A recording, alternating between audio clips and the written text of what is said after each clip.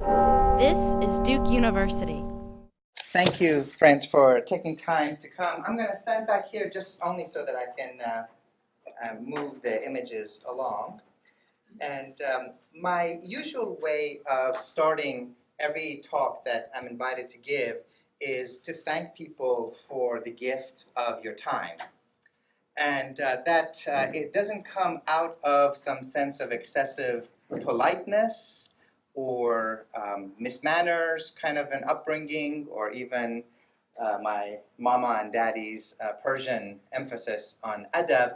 It actually is something that really comes out of the depth of my own Muslim upbringing and an awareness, a recognition that the number of breaths that each of us get to take in our life is measured.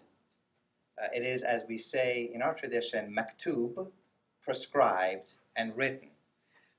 So, given the fact that there's no power on earth or in heaven that can add or subtract a single moment to our life, the real question that we got to answer is, what are we doing? What are we doing with the number of moments, the number of breaths that we're given? How are we choosing to spend them? And what do we have to say? What do we have to say in face of this world, which is at once beautiful and profoundly filled with suffering? What's the response that we bring to this reality? And what is it that our religious traditions have to offer us in a world where we are being instructed to simply hate and condemn, hate and condemn, hate and condemn whatever violence, terror is being committed by some of our co-religionists? And it seems that the most that some people can imagine for religion to be is a force that does no evil. Perhaps the maximum that some people seem to want to conceive of religion is an ability to curtail and restrain the damage that some religiously minded people are committing. And I want to push against that by tapping into the prophetic consciousness that is at the heart of the Jewish tradition, the Christian tradition, the Islamic tradition, I would also argue the Hindu and the Buddhist tradition, by trying to recover this prophetic voice that stands as Rabbi Heschel, someone that many of us had a chance to stand in this room and listen to his daughter remind us, the prophet represents a voice of anguish. The prophet represents the voice of deep and urgent concern for the least of God's children, right? Echoing the 25th chapter of the Gospel according to St. Matthew, that which you do to the least of God's children, you do unto me. So this is not an obsession over power. This is not an attempt to stand on the highest platform. It's on the contrary, an attempt to stand in the place where the most vulnerable people in every society are, and we ask the question, how are they faring? Because however they are, that determines the moral health of our community as well. And if we stand where the most vulnerable people are, and you can be vulnerable in lots of different ways. For a lot of people, the vulnerability primarily expresses itself through poverty. And if you take that measure, we as a society, as a human community, are not doing all that well right now. We're not doing well at a global level, where 1 out of every 5 members of humanity is living on $1 a day, where simple commodities like access to clean water is something that has yet to be achieved in entire segments of humanity, where the discrepancy between the super haves and the absolutely have-nots has never been greater. Right? It's not just a matter of more and more globalization making the pizza pie bigger and bigger. We got to find some different way of carving up this pizza pie, because there's some people who are not getting any. And as Dr. King, a person that I'm going to be talking about a lot tonight, used to remind us, the people that have everything have to be willing to give up something so that the people that have nothing can have something. We as a human species are reaching ever higher levels of productivity, but the gap between the super wealthy and the millions of have-nothings is astonishing. You could fill about half of this room, 85 human beings, single individual human beings who collectively own more wealth than the bottom 3.5 billion members of humanity. And that's obscene. With so much wealth hemorrhaging at the top, there's simply no way for those resources to get to some of the folks who are hungry, who are starving, who are homeless. And it's not just a matter of something over there in Latin America, in Africa, in the Middle East, in India. We're talking about here in the United States, the richest country in the history of humanity. There's never been a wealthier empire. Not Rome, not England, not the Chinese Empire, not the Persian Empire, not the Egyptian Empire. Right? We are today America the empire. And in the United States of America today, 25% of our babies, of our precious children, are living in poverty. That cuts across racial lines. We've got about 20% white babies, 40% black babies, 40% brown babies, 40% Native American babies. So we got some really difficult questions to ask ourselves. Is this how we want to live? Is this the world that we want to pass on to our children and our as of yet unborn grandchildren? What do we do with the fact that you got 7 million children in America who don't have health insurance? Right? It's not because they're lazy. It's not because they're not working hard. There are children who are missing some of the basic commodities of life.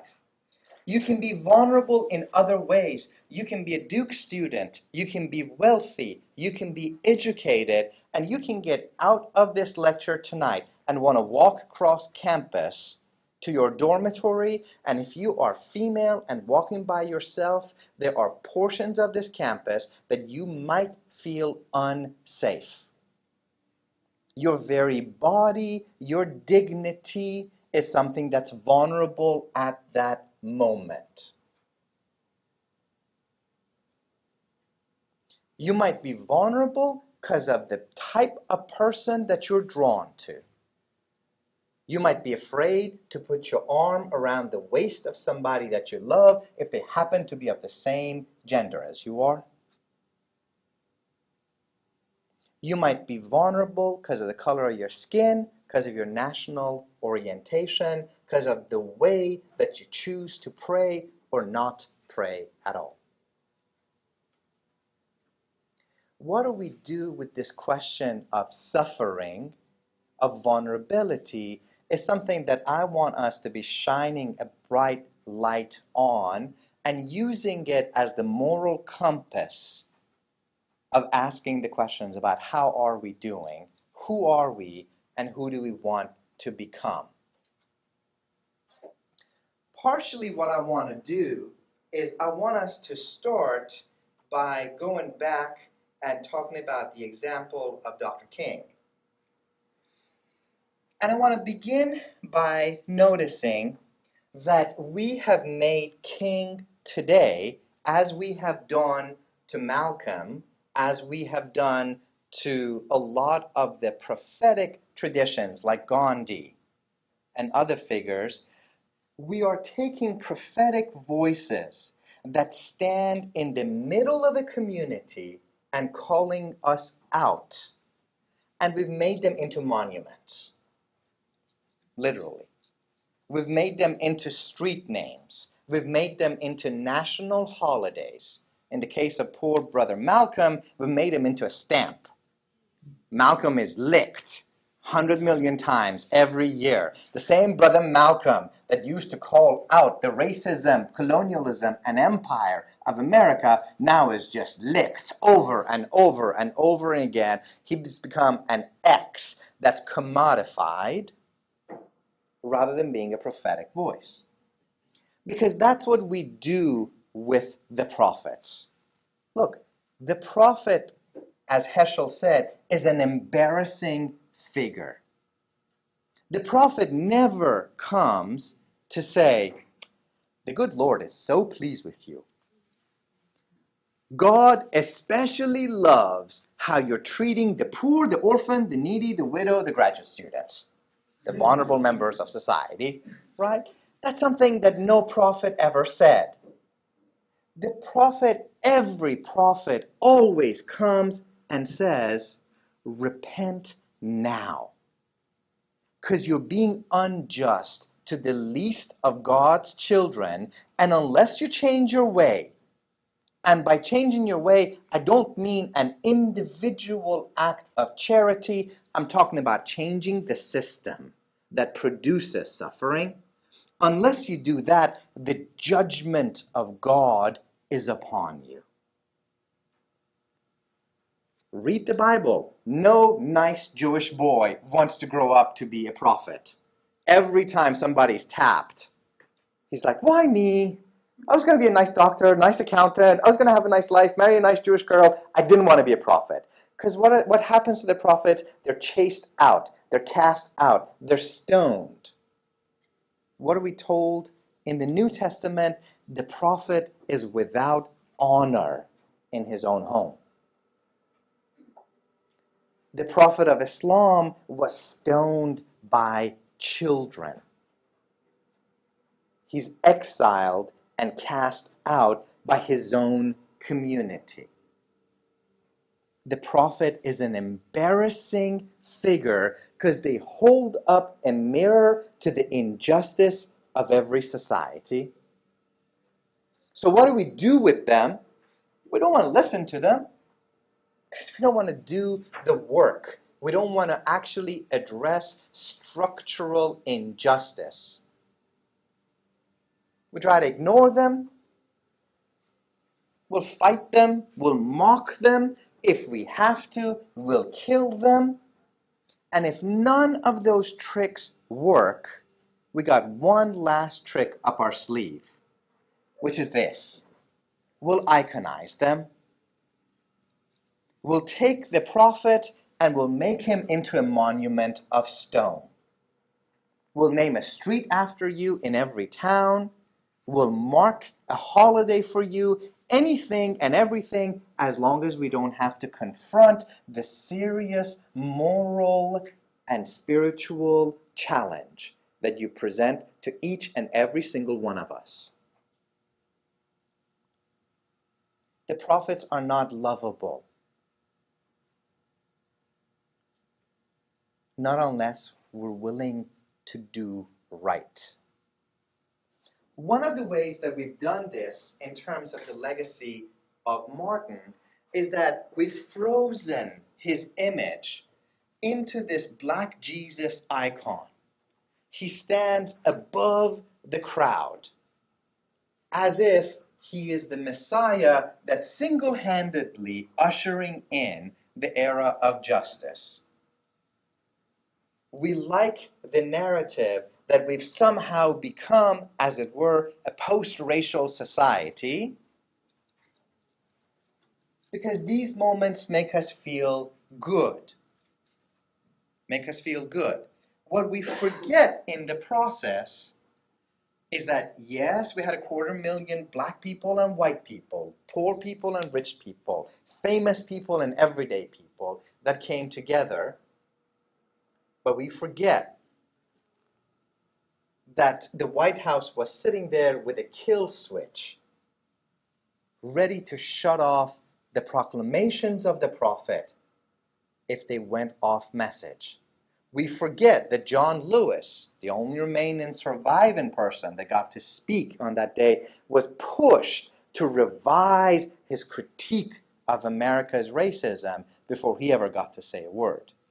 We forget that men and women had to march separately in the March on Washington. And as Ella Baker, God bless her soul, used to say whenever somebody would ask her, why don't you just produce another Martin? There's something that a lot of us are asked today, particularly in the Muslim community. Where are your Martins today? Where are your Malcolms today? And Ella Baker's response was always the same. Martin didn't make the movement. The movement made Martin. What we have to be willing to do is to sacrifice in creating a mass movement of unknown people making small differences in their own local community, to the point that every now and then a more charismatic person emerges from within the movement saying things back to the community that you already know to be true in your heart. You just never heard it put quite that beautifully.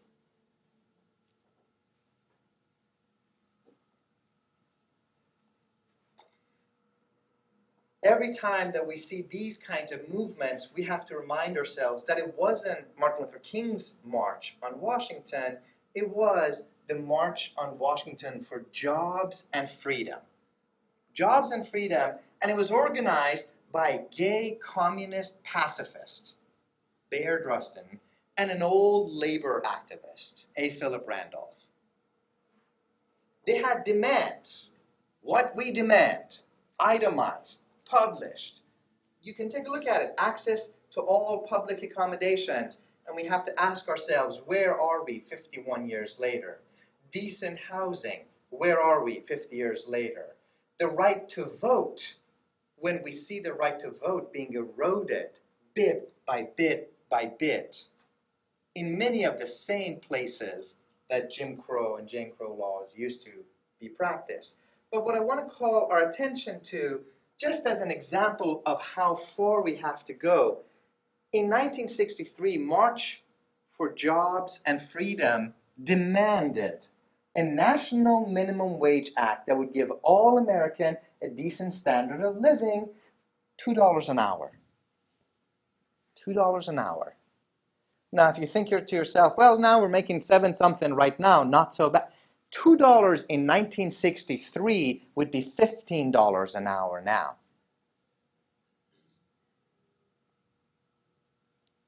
There's not many places, if any places, in this country right now that you can work full-time for minimum wage and still afford even a basic 2-bedroom apartment. What people marched for in 1963 is something that we have yet to accomplish today. But I want us to also ask the question, if the movement produces Martin, what happens to Martin? It's a humbling thing for a guy who is in his 40s now to realize that Martin was killed when he was 39 years old.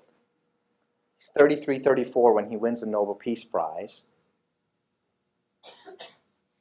He lives for 5 more years after the March on Washington. What happens to him? And what happens to Martin is that, and I'm here looking primarily at the young people in this room, you happened to him. The Martin Luther King who was already the Nobel Peace Prize winning Martin Luther King, the get invited to the White House Martin Luther King, the Man of the Year Martin Luther King, the get the Voting Rights Act and the Civil Rights Act passed Martin Luther King, was pushed and challenged by 18-year-olds and 19-year-olds and 20-year-olds. A group of young college students who met, by the way, right here in North Carolina, over in Raleigh, Shaw University. If you're sitting here at Duke, you're sitting between two of the poles of the civil rights movement, between Greensboro and the lunch counter sit-ins and Raleigh Shaw University, where the college kids came together to form SNCC, Students for Nonviolent Coordinated Committee. And these 18, 19-year-old kids went to Martin and said, you got to connect the suffering here in America to the suffering in Vietnam. And bit by bit by bit, a Nobel Peace Prize winning icon grew. He didn't stop growing when he was seen as the face of a movement. He continued to remain in a community, be challenged by a community to expand his circle of concern. And that's one of the questions that I think is in front of every single one of us. How wide is our circle of compassion? Where does it end? If at the end of the day, we're concerned with me, myself, and I, that's narcissism. If you make it just a little bit bigger, and you say, I love my family, and that's really all I give a damn about, that's nepotism. If you make it a little bit bigger and you say, I love everybody who kind of looks like me, has my pigment, my kind of hair, my kind of nose, that's racism. Make it a little bit bigger, I love everybody who prays to God or to the gods the way that I do, that's ethnic chauvinism, religious chauvinism. You got to keep expanding this circle until nobody is left outside. I was very fortunate to have been loved by and mentored by one of these 18, 19-year-old kids from back then. He just passed away in May 19th. If you're taking a look at these kinds of marches where Martin is walking two persons down from Rabbi Heschel, we get to see these kids, these young college students, push Martin to come to Riverside Church, April 4th, 1967. One of these young college kids was someone named Vincent Harding, who, by the grace of God and his own kindness, took an interest in me and loved on me. At the age of 80, when he was 80 and I was 40, I got to meet him. Elegant, African-American, Mennonite, Jesus-loving, free black man who would call our house and I would pick up the phone and he would say, my brother, nephew, son, beloved Omid, in that kind of a pace. I would just start weeping. Because this, at that time, young college student pushed Martin to expand his own circle of concern, and he wrote a speech for Martin that Martin delivered in Riverside Church. Most of us know it as the Riverside Church speech. It's one of the most important, iconic speeches in American history. And here's one thing that I learned from Brother Vincent, sitting and talking with him. Casually, we're sitting, of all places, in a Jewish deli in the city of Denver, and he says, you know, my brother Omid, we never called it the civil rights movement. I'm like, you what? I teach a course, Martin Luther King and the prophetic tradition. I teach the civil rights movement. He's like, we never refer to it as the civil rights movement. And it's like one of those, oh crap, kind of moments. And it's like, well, Brother Vincent, what did you call it? He said, the only name that Martin had for it, the only name that I had for it, the only name that Ella Baker had for it, we refer to it as the freedom movement. We were struggling to be free. He says, that's why when I went to Africa, when Martin went to India, when we went to Latin America, we saw people who were struggling to be free against colonialism, and we were struggling to be free against racism. We didn't have to link our struggles together. We saw that we were already engaged in the same struggle. These are people who saw themselves as moving in a holistic model of justice. That's what it means when Martin says a threat to justice anywhere is a threat to justice everywhere. And it's that Martin, the Martin that has grown and expanded beyond his Nobel Peace Prize, who stands in Riverside Church in the midst of the Vietnam War and says, I have come to this magnificent house of worship because my conscience no longer permits me to remain silent. The time comes where silence is betrayal, and for us, with respect to Vietnam, that time is now. It says, men do not easily speak against their government, but we must speak. And that Martin goes on to say, I will never again dismiss the violence in the ghetto. If you're asking yourself a question, what would a moral response to ISIS look like? This is the speech you got to be reading.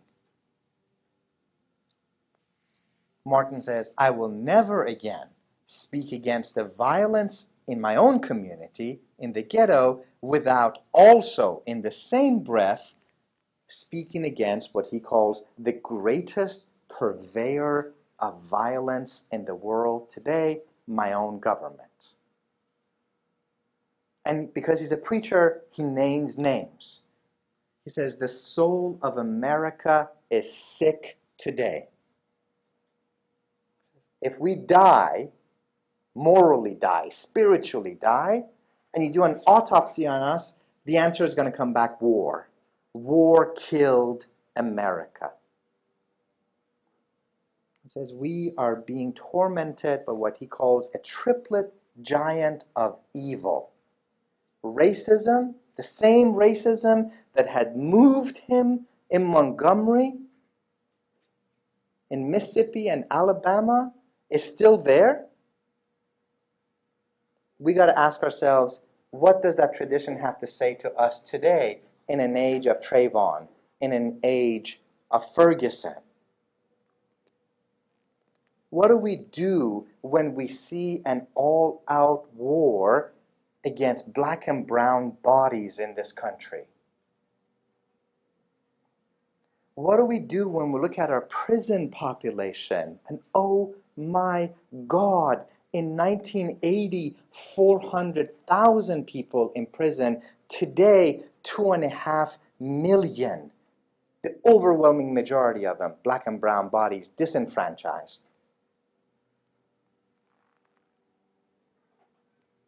The second thing that he names is materialism.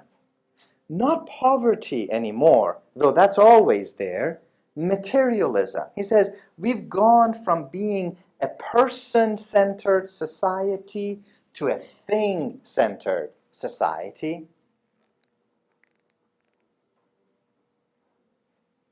And we got to ask ourselves these hard questions of what does the prophetic tradition have to say to us today, even as we stand in the pinnacle of success in America, one of these elite, beautiful institutions like Duke. What does it mean where everywhere you turn, you're told to be successful, to strive after success? But how are we defining success? Is it about bling? Is it just about the zip code in which you live, the square footage of your house, the zeros in your bank account? Are we willing to allow ourselves to say, I want to be great? I want to be great. Yes, I want success, but I want to take that success and put it into the service of those who are without. I need those resources. I need that training, but I don't want it all for me. If you're my age and your musical tastes are determined, yes, by the Quran, yes, by Persian poetry and Shahram Nazari, yes, by Qawwali music, but also by hip-hop. I mean, you can't be my age and have grown up without Public Enemy and whoever else in your ear. I think of I grew up on Wu-Tang Clan, and in the back of my head is always Cream. Cash rules everything around me. But it doesn't have to rule me. It doesn't have to define me. We live in a commodified, consumerist society where whatever you identify as the source of your happiness, somebody's willing to sell it to you. Our society is designed to tantalize you, to stimulate you. The newest iPhone comes out, and it's as if God has unveiled himself again. People who already have the last iPhones will camp out to get this latest gizmo. That's commodification. That's thingification. That's materialism.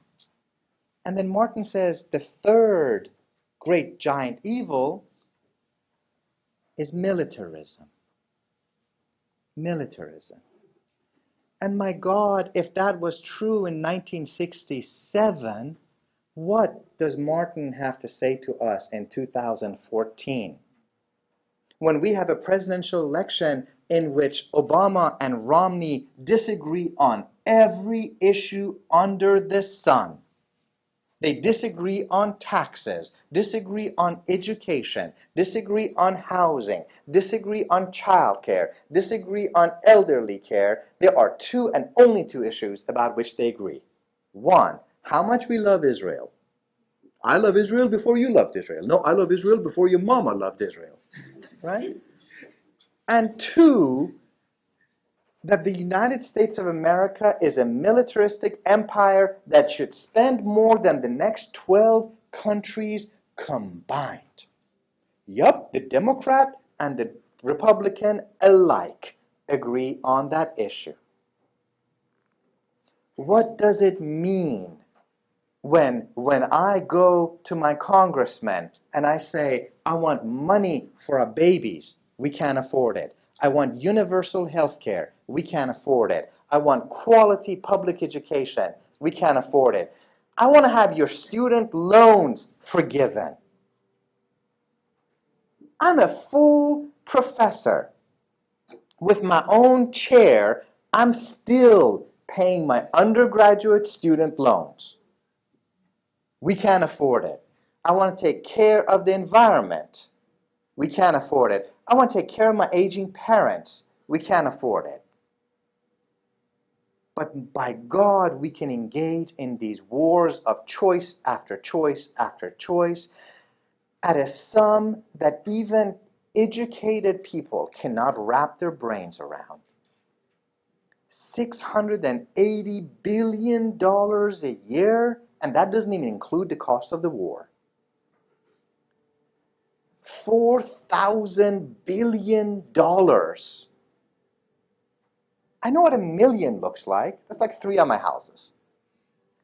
$4,000 billion for a military when we're told we can't afford any of our social services. And this Martin, this unpopular Martin, said to America, a nation that spends more on the military than it does on programs of social uplift is approaching spiritual death. The question I want to ask, where is the church today? Where is the mosque today? Where is the synagogue today? Where are religious leaders on these issues? Who do we hear who is willing to stand in the prophetic tradition and say, as we are with the most vulnerable people in society is how we are with God? Or are we all just trying to get invited to the White House? Are we all just trying to get invited to the State Department?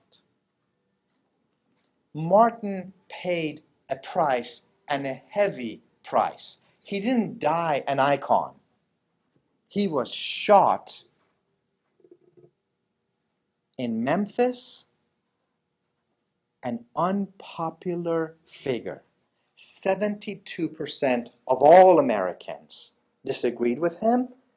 55% of African Americans disagreed with him. The NAACP disowned him because they said racism is one thing, war is another.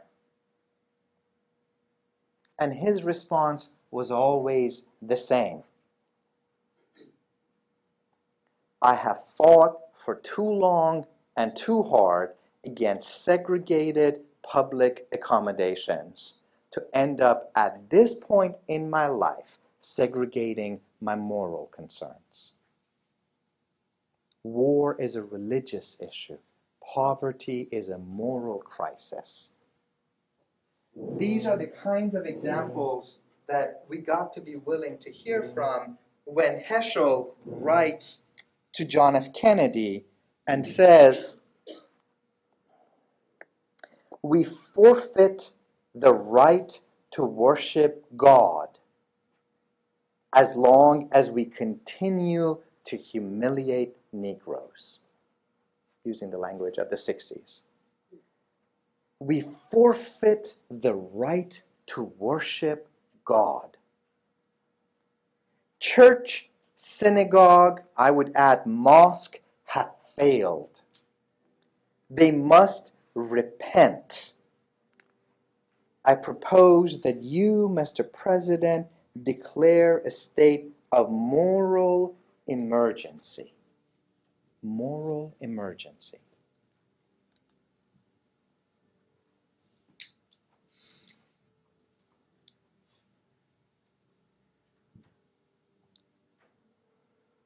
How is this a religious issue? When Martin speaks out against the Vietnam War, he says, I'm not sure that my critics understand the world in which we live. I'm not sure that they understand God. Do they not know, speaking as a Christian, do they not know that the same God who sent his son to die for humanity also sent him to die for the Vietnamese? Now, as a Muslim, part of what I want to beg and implore people to grapple with is that the Islamic tradition has something to offer us. One of the moral commandments of God in the Quran is the statement, Inna Allah ya'muru bil adli wal ihsan. God commands you to love and justice. Love and justice. We've talked about justice in this holistic sense, but here's one of the insight that comes out of both the Islamic tradition and out of the freedom movement. Martin teaches us the 18-year-old college kid sitting in the lunch counters in Greensboro taught us, all we mean by justice is love when it moves into the public space. Justice is not simply an economic proposition. It's not a matter of political proclamation. It's a matter of love. Every life is precious, yes, because you're made by God, yes, because you're made in the image of God. Every life is precious because somebody suffered for you. Somebody stayed up at night raising you, probably your mama. Somebody stayed up cleaning up your shit, changing your diaper because they loved you more than they hated the smell of your stink. Because they loved you with a love that was real and gritty and messy. And they put your happiness ahead of their own comfort, ahead of their own disgust for your poop. And it is disgusting. You are who you are. Your life has value because somebody loved you. Somebody paid for you. Somebody sacrificed for you. What we mean by justice is, I know what I want for my babies. My babies are my life. I'm a pacifist, but someone tries to hurt my babies, I would kill them in a heartbeat. Don't mess with my babies. I never imagined what it would be like to have your heart jump out of your chest, grow legs, and walk around. That's what it is when you see your children. You die every day for every single one of them. And if you're lucky enough to have not just one, but two, but three, but four, your heart just gets bigger and bigger and bigger, and you get to love each one of them more and more and more. I know what I would want for my babies. I want them to grow up with food in their stomach, with a roof over their head, with a world in which their dignity and their honor is not up for negotiation. Justice means that I acknowledge that other people love their babies exactly the same way that I love my babies. If I wouldn't want to have someone bomb or drone my babies, we ought not to do that to anybody else's babies. That's all we're talking about. Love when it moves into the public arena with no bounds. Not here, not there. And it means that we've got to be asking ourselves some difficult questions. I'm going to wrap it up and open it up for some questions in just a few minutes here. But let's ask some of these difficult questions. What do we do when we see the country that we call home, the United States of America, supporting the most bloodthirsty dictators around the world? Saddam Hussein here, President Mubarak and his atrocious human rights record there, Netanyahu and Sharon with the blood on their hands and their colonial settler policies left and right there. What do we do, as Martin said, if you see your own government on the wrong side of history? How do you stand up and say, I love my country enough to be disappointed in it? As Martin said about the white church in the letter from Birmingham jail, I love the church enough to be disappointed. It's not a matter of hate, it's not a matter of shame, it's not a matter of guilt. Whether you're engaging your country, your community, or your religious tradition, I love it enough to be better than what it is right now. I want it to be based on principles, not on convenient marriages. What do we do when we see us engaging in wars, such as the war in Iraq, where our presidents get on TV and tell us that they're going to make every effort to spare innocent civilian life? And we see that what they protected was actually every single last oil field in Iraq. Not a single oil field in Iraq was harmed in the 2003 invasion. What was harmed was not just the collective heritage of Arab history, of Islamic history, of human history. This was our first alphabet, our first cities, our first civilizational records that were trampled, stolen, and destroyed. What does it mean when we value oil fields over the collective heritage of humanity? What does it mean when we proclaim mission accomplished, but we actually see civilian casualty loss over 100,000 in Iraq alone? What does it mean when my own country, the country of my birth, the country that I love, is imprisoning people in inhuman conditions? What does it mean when my own country is passing pamphlets to its military containing messages that say Arabs are particularly vulnerable to sexual humiliation?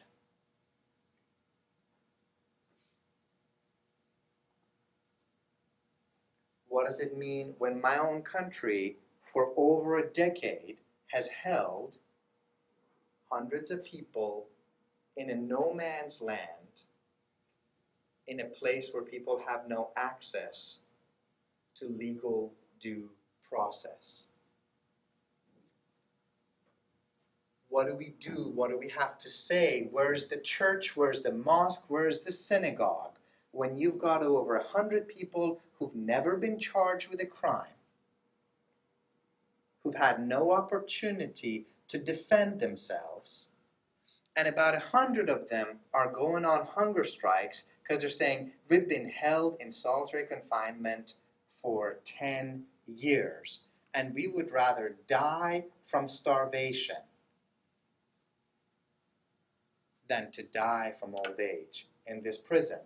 And the response of my government, Republican and Democratic administration aside, is to shove tubes up their noses twice a day to artificially keep them alive. Where's our prophetic tradition in a time of crisis? What do we do with drones where we have now killed more civilians in Pakistan, Afghanistan, Somalia, and Yemen than were killed on 9/11 in our own soil? What do we do when we see Pakistanis blow up pictures of survivors from the previous drone attacks so that the drone operators can see that a child lives in this house? Who speaks for the most vulnerable people in the world? What do we do when we've got a Pakistani grandmother, Bibi Mamana, who's picking up okra from her field and she's blown to smithereens so that there's no body left to bury, and her family shows up in the US Congress for a hearing, and not a single congressman has the moral fortitude to show up for the hearing? What we are destroying is not just the lives of innocent Pakistanis. We are eroding whatever is left of dignity and the very fabric of our own democracy. That's what it means to say we're in this together. What we do to the most vulnerable people, we're also doing to our own selves. What do we do when we receive Malala? God bless her, she just gave $50,000 this morning to a school in Gaza. What does it mean when the president receives Malala and has her meet with his own two daughters They proclaim her message and her picture from the White House, but they leave out the fact that Malala said, Mr. President, when you drone people to death, it actually hurts the cause of girls' education. What do we do about the fact that our tax dollars are being used to spy on Americans, including me, including right now? Hello, NSA. Nice to see you. Brother working in Arizona, listening to every love and justice talk I give. It must be bored out of hearing the same talk. Every email I sent, every phone call I ever make. Right? If you're brown and Muslim, you expect it. It's not paranoia if it's true.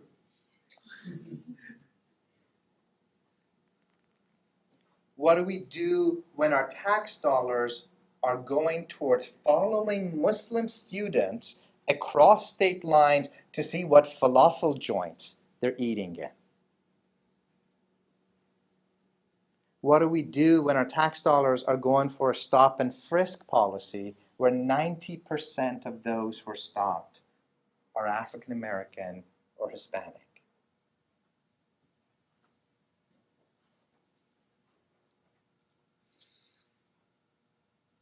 Where's the church in Ferguson? We're seeing some encouraging sign with more activism recently. Where are the voices that are connecting the racism here to the racism there? Who are the ones who are going to point out to us that the Ferguson police, the Missouri police, the NYPD, the LAPD, the Denver PD were all sent for counterterrorism training in Israel? The terrorizing that has already been applied towards Palestinians is now being applied to indigenous Americans of black and brown bodies. And if that doesn't get you to think how over there is over here, I don't know what will. What do we do with the fact that hundreds of millions of dollars of military-grade equipment used to fight wars in Iraq are now showing up in American streets, including Ferguson, including Boston?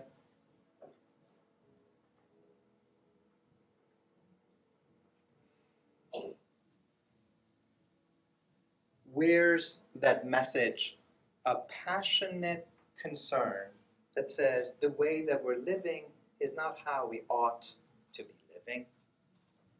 Who are the people who are willing to keep pushing us to make this concern between love and justice? Let me end and just open it up for some questions with a couple of very simple statements. I talked about this sense in the Islamic tradition of God commanding us to love and justice. One of the most beautiful insights of the Islamic tradition is a notion that shows up around the 12th century over a little meal that some of us were sharing before. I was telling folks that before my work and my life really moved into much more contemporary concern, spent my years at Duke studying medieval mysticism, something that you would think was as apolitical as it gets. In the 12th century, Muslim mystics had a radical breakthrough. Before this time, we used to talk about the love of humanity and the love of God. We used to say that you learn to love people, and it's like the alphabet. Once you mastered it, then you can put it together and you can learn to love God. But around this time, a radical breakthrough happened in Islamic thought, which continues till today. This is what we call mazhab-e-ishq, the path of radical love, overly abundant love, love that spills over, love that refuses to settle for boundaries. And their main insight was one very simple idea. This is Bob Marley, one love. One love. We'll speak of love as long as you make no distinctions between the love of God and the love of humanity. There is one love, and it's that love that gushes forth out of God, It's that love that brings the world and humanity into creation. It's that love that sustains you here. It's that love that you get to experience anytime you can get over yourself, over your own ego, and connect to another human being. If that love is pure, if that love is unselfish, if that love is not about, can I get laid? Can I satisfy my own desires? If it can be about, can I satisfy your life? Can I make your life a little bit better? That love is God's love. And that love is going to ultimately take you back home to the same place that you came from. That was the brilliant contribution of the Islamic tradition. That the love of humanity is the river that's going to carry you back home to God. That love has a political consequence, but it also has a spiritual reality to it. I think just the last thing that I'll say before ending and opening it up, as hokey as it sounds, as dorky as it sounds, I want to just take us back to some of those opening words of the fabric of our social contract. We the people. We the people, which in some ways has been a flawed contract. Native Americans were not initially included. Blacks were not included. Women were not included. Non-land owning people were not included. We the people keep making it bigger, more and more inclusive, in order to form a more perfect union. And what's the next thing that comes out of it? Establish justice. Thank God it didn't say, and it doesn't say, we the people in order to form a perfect union. Because this country is not perfect. It's never been perfect. Even Martin, who starts out by saying, I have a dream, ends his life by saying, I recognize that the American dream has also been an American nightmare for many. And it's still that way. It's a dream wrapped around a nightmare. A nightmare that can become a dream. It's not a perfect union, but it's the union that if enough people push for it, struggle for it, are willing to pay a price for it, even if that price is not being popular, has the opportunity to become more perfect. But if we want to get there, establish justice. Justice in a way that connects the struggle here to the struggle there. Justice in a way that always mingles with love, that shows up in the public spaces. Let me pause there and give a chance for people that need to duck out to do so. I'm happy to stay and try to entertain some questions. Thank you for the gift of your time and for your attention.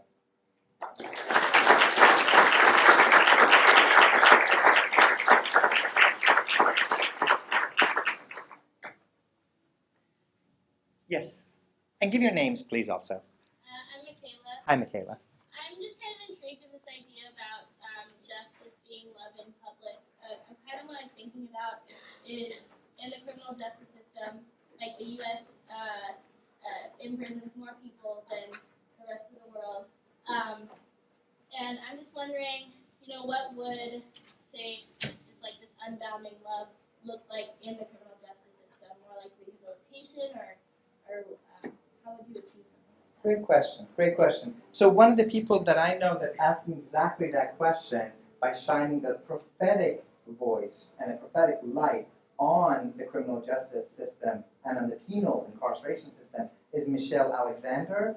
So she has a powerful, devastating, beautiful book called The New Jim Crow, where she's taking a look at our current failing incarceration system, in particular the school-to-prison pipeline, where we've got in urban centers, again, primarily black and brown children who oftentimes end up being incarcerated for very trivial offenses, down to how they're dressed, if they're seen as not being respectful enough, maybe smoking a cigarette here and there, a joint here and there, and then they end up getting into a system that it becomes really hard to get out of. And so she, I think, has a lot of really brilliant insight about the transformation of that system. The one thing that I would say is also to remember that, to go back to that love conversation, that prison doesn't have to be a death sentence. Many of the great prophetic voices of our tradition are people that voluntarily go to prison. Martin himself is in prison dozens of times, and there's wonderful documentaries even about the culture of people willingly submitting themselves, singing in prison jails to the point that their prisoners don't know what to do with these people. Right? Malcolm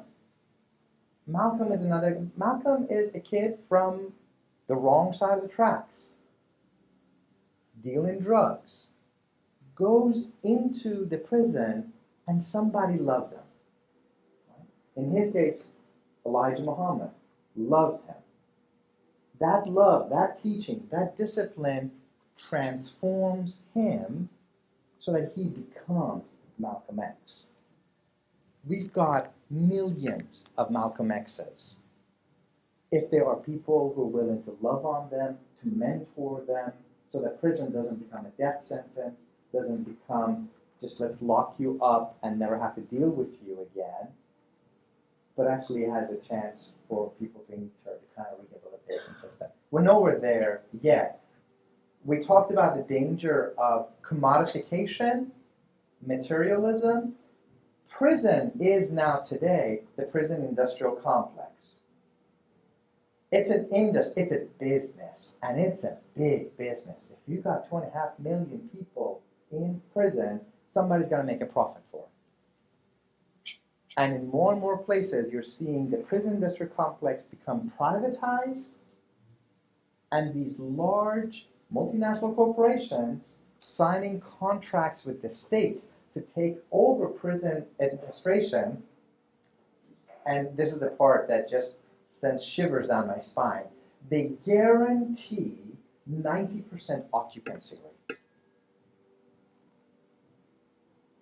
Tell me this, how can you guarantee an occupancy rate in prison unless you're working hand in hand with a criminal justice system that's always shoving in more and more people into that system?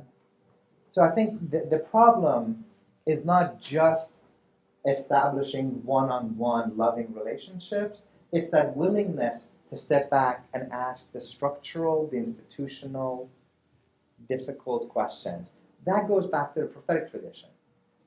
When Martin is asked to give the eulogy for the 4 beautiful girls who were killed in the 16th Street Baptist Church, his response is, we shouldn't just be asking about the individual killer that killed these 4 girls. We got to be shining the light on the system that produces violence.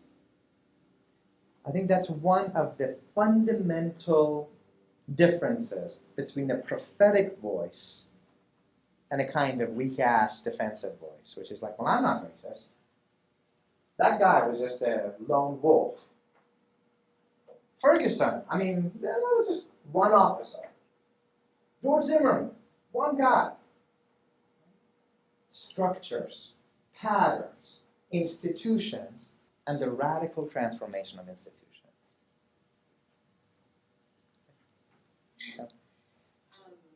Recently, I was rereading Omidy's Message to the Grassroots, and one of the main themes that he writes about is that it's delusional for us to believe that we'll be able to negotiate with the state and other people. And recently in Ferguson, youth were having a similar battle with some of the elders from the religious community, saying that they had failed them. And so I think what I struggle with is, where does one find this love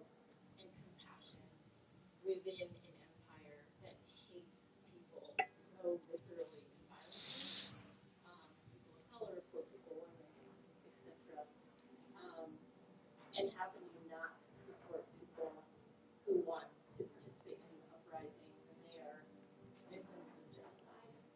And can you reconcile supporting militancy when necessary with this idea of a spiritual love or a spiritual compassion?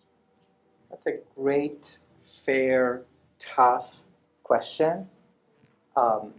And Dan and I have known each other, loved each other for a number of years. I've been fortunate enough to have learned from her and hopefully taught her a little bit in the class that we had many years ago together. And she's gone on to do extraordinary grassroots level activism work and is one of those shining lights that I draw a lot of my own strength from. I hope you know that any question that's real enough, grounded enough, is never going to have an answer that's in 2 or 3 minutes. All I can do is I can tell you from where I am today and who I am today, what the beginning of that contour looks like. So for me, personally, radical transformation, absolutely. The word radical is not anything that we should ever shy away from. Martin himself fully accepts and embraces himself in the radical mantra. Radical uprising, militancy, I don't have any problem with those, provided the method is made clear. Right? The radical transformation, for me, still has to take place in a way that doesn't replicate the structure of violence. So how do you respond to a system which is inherently racist and violent, if not by just mirroring it? That's why movements like the Occupy movement, for me, are so important, and it's why they're crushed systematically with as much brutality as they were. Look, a democracy in which nobody ever demonstrates and nobody ever uprises is not a democracy. If you don't have people marching in the streets, giving voice to their suffering, that's not a democracy. That's a society of sedated people. Weapons of mass distraction galore. Entertainment, TV, sports, whatever else each of us is guilty of. Part of the real challenge is, where do we get to have people stand up against empire, against patriarchy, against oligarchy, all of which are real, all of which are rotting this fledgling empire from within. Citizens United should be scaring the bejesus and the bemuhammad out of every person in America. Because our democracy is up for sale. It's been sold. It's been sold. Right? And now you've got this oligarchy that is able to direct the political process. And if you're going to participate within the political process, you need to raise enough funds to have a meaningful platform. The only way that I can think of having a meaningful difference is we need to have some people of conscience work within the system to raise objections within the system, and then we need better organized people organizing from the outside. That's why when we had, for example, the White House iftar controversy last year, we need to have a few people in there giving voice to their concern, and then we need to be organized from the outside. Part of my concern is that ever since the election of President Obama, those of us on the left dropped the ball on the mobilizing and the organizing, and on the contrary, the Tea Party and others, they've actually done a lot of the grassroots level mobilizing. So I think there's a lot that needs to get done from that level. My hope would be, and again, I can't help but be a child of the people that have loved me and people that have produced me. Our methods have to be consistent with our ideals. And if we want to produce a loving, just society, personally, I'm not persuaded that violence is going to get us there. but how do we respond to society where violence is endemic, including violence against women, against gays and lesbians, against the poor, against Muslims, against undocumented people? I think that's just an enormous political and moral challenge. I don't pretend that I have an easy answer to that one. So I want to move a moment to foreign policy for a second, in that Tony Blair once famously remarked the notion of humanitarian interventionism and the idea that people can, especially the West and NATO, can intervene with the idea in mind, like you said, peace and justice. And it's not like religion itself, organized religion of any kind, is ever a stranger to this idea of organized violence or organized campaigns in the name of justice and peace. And so, I mean, the way you presented your talk, you gave this kind of this dichotomy between all these injustices that are happening in the world, and to the extent that the campaign in Iraq or what have you was, under the auspices of this, as when it really was just an issue for oil. I'm not gonna contend. My question for you is, how do we, specifically maybe just containing this to the United States, how do we craft a new foreign policy that establishes itself on these notions of peace and justice? How do we tackle the fact that ISIS is perpetuating atrocities against its people? How do we look at Israel and say these are the things that it's doing to its people and its neighbors? How do we craft a foreign policy that stays true to, like you said, the prophetic tradition, while at the same time still protects our national interests? So, thank you. What was your name? Adib. So a few different things. Just to begin with, I'm not persuaded that our national interests and peace and justice can actually go hand in hand, where our national standing is at an unsustainable level, where we are consuming such a disproportionate level of the world's resources. Peace and justice would have to begin by acknowledging that we in this country are living in a fantasy land where the cost of our oil is only possible through draconian policies that come at the expense of many other countries. And that has a historical precedence as well. As far as the peace and justice conversation, look, words have to have a meaning. They have to have a reality attached to them. Someone like a Blair, someone like a President Bush have to be held accountable. When they get to march in to countries and cause mayhem, death, and destruction at a tune of over 100,000 lives, they have to be held accountable. There has to be an international reckoning where we can have that conversation. And right now we don't. Right now we've got the United States acting as the unipolar military power of the world and a dysfunctional United Nations, where that same power can block anything meaningful from happening at the Security Council. As far as the conversation about oil, look, each of us has to figure out what's our tool, what's our standing. For me, I'm a teacher, right? I'm a nerd.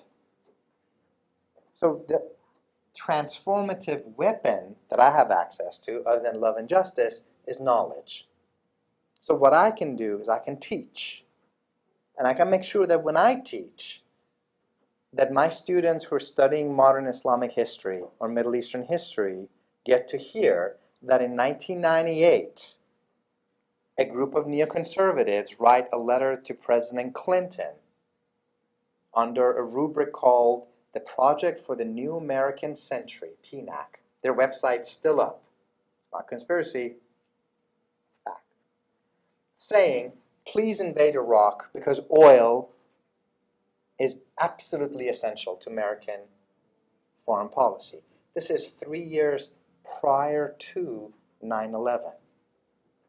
Has nothing to do with 9/11. Right? Those are the kinds of connections that we have to be able to make, so that when we're asked to say, what about ISIS?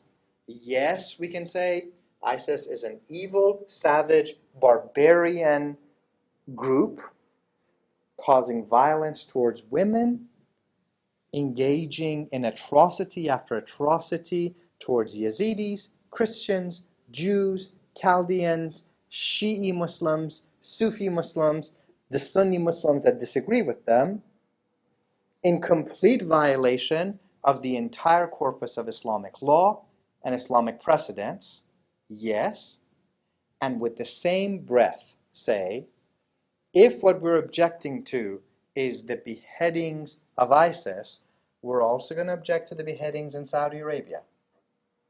If what we oppose to is the disregard for human life, we're going to evaluate actions on the basis of the action, not on the basis of who's committing them or to whom it's committed. And so when the United States is guilty of massacre of innocents, we're going to dismiss it with the same vehemence, with the same moral outrage, and on the same platform. Rather than getting ourselves into this conversation where some suffering counts and others is invisible. Why should it be that the lives of those 5 Western journalists and AIDS workers, every single one of them precious, every single one of them a child of God, every single one of them somebody's baby, is made national and international headlines, but the lives of the 500 Palestinian babies that are underground is a non-story? That the over 3,000 victims of American drones are a non-story, and the over 200,000 Syrians who are killed are a non-story that doesn't mobilize any kind of an international coalition. I think a genuine peace and justice commitment would have to insist that every single one of these lives matters. Every single one of these lives is precious. Every single one of them is somebody's baby. And every single one of them deserves the same international mobilization to stop it, rather than just the ones that suit the benefits of an empire.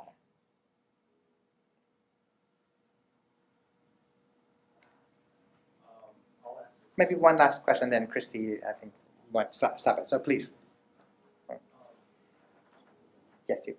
I'll ask a question that's similar to the question about militants in response to the state's response to Ferguson, but I want to take it to Palestine.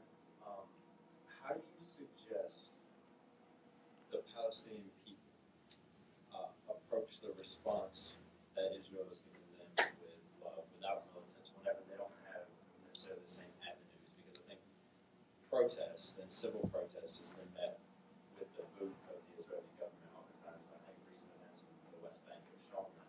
Right. So how do you piece together that wish for peace and love with the lack of avenues to show that peace and love that haven't been conquered by government? Thank you. So again, as was the case with Zaina, I'll just sort of begin by saying that let's be honest enough, truthful enough to say that the Palestinian-Israeli tragedy, disaster, controversy is one that is never going to have a 2-3 minute answer. What we can do is to begin a conversation about it. Here's what the beginning of that conversation, for me, looks like. We have yet to cultivate a moral way of talking about Palestine and Israel so that the lives of the 67 Israelis who were killed, 64 of them members of a military in an occupied context, is given the same intrinsic value as the lives of the 2,100 people that were killed, 85% of them civilians, 500 of them children. We have yet to be able to have a conversation about Palestine and Israel that's actually informed by history. Go back to Riverside Church. When Martin stands there, he says, we need to have a conversation that's informed by history and based on the mandate of conscience. We have neither with respect to Palestine and Israel. All we talk about is Hamas, Hamas, Hamas, tunnels, tunnels, tunnels. Right? As if there's no history. Like, can we talk about 1948? Can we talk about a context where half of the indigenous population of the place is made refugees, and they remain refugees today? Can we talk about a 40-plus year occupation? Can we talk about the fact that not a single person in this room would ever willingly live under the context, under the conditions that Palestinians are being forced to live under every day? No person, no human being would willingly submit to that. The condition of occupation is inherently unjust, immoral, and illegal. And to insist on the historicity of that fact is something that we haven't been able to bring into our political conversation. As far as what should happen and what the moral voice of the Palestinians should be, my response is actually something quite simple. Listen to people. Talk with people. There's something that's extraordinarily bold and transformative that happens when you have a face-to-face encounter with people, when you break bread with people. And the Palestinians are unanimous. Our situation is miserable, it's unsustainable, it's unacceptable. Some of them have said, give us our own state. We'll settle for a two-state solution. Yes, we think we lost our historical homeland. We'll settle for 22% of it. If that's what you want, then you've got to be willing to stop these illegal settlements, the pace of which continues unabated day after day. Netanyahu cannot be your partner in peace when he just announced 1,000 more illegal settlements in East Jerusalem. The analogy I use in my classes is like two people trying to argue over how to divide a pizza pie, and one of them keeps eating it. Right? And that's exactly what's happening and has been happening in Palestine and Israel over the last 60 years. That's one model. If that's what you want, two states, two people not liking each other, but living side by side, then you've got to dismantle these illegal settlements. The other option, which is personally where I come in, and a minority of Palestinians and a minority of Israelis support, secular democratic one-state solution. Palestine and Israel should be operated exactly the same way that the United States is, exactly the way that India is. One country governed on the basis of citizenship. Everyone will have access to exactly and identically the same set of rights that are regardless of their gender, ethnicity, religion, sexual orientation. It would not be a Jewish state, it would not be an Arab state, but it would be a viable democratic state. Right? Those are the two models that we have. The current condition, occupation now, occupation forever, oppression now, oppression forever, is neither sustainable, nor just, nor legal, nor moral. And the United States is in this unacceptable, immoral condition of both being the enabler of the occupation and pretending to be the arbiter. Two roles which are fundamentally contradictory.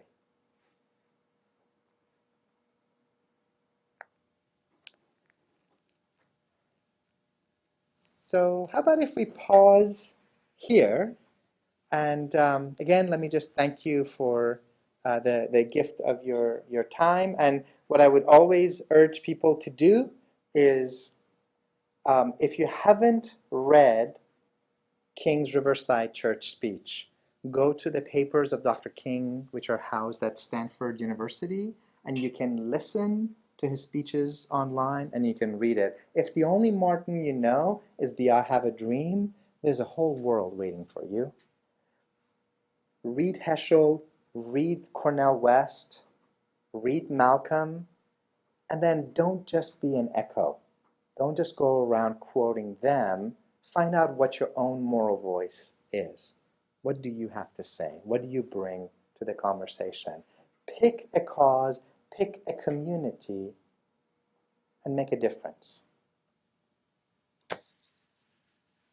Thank you.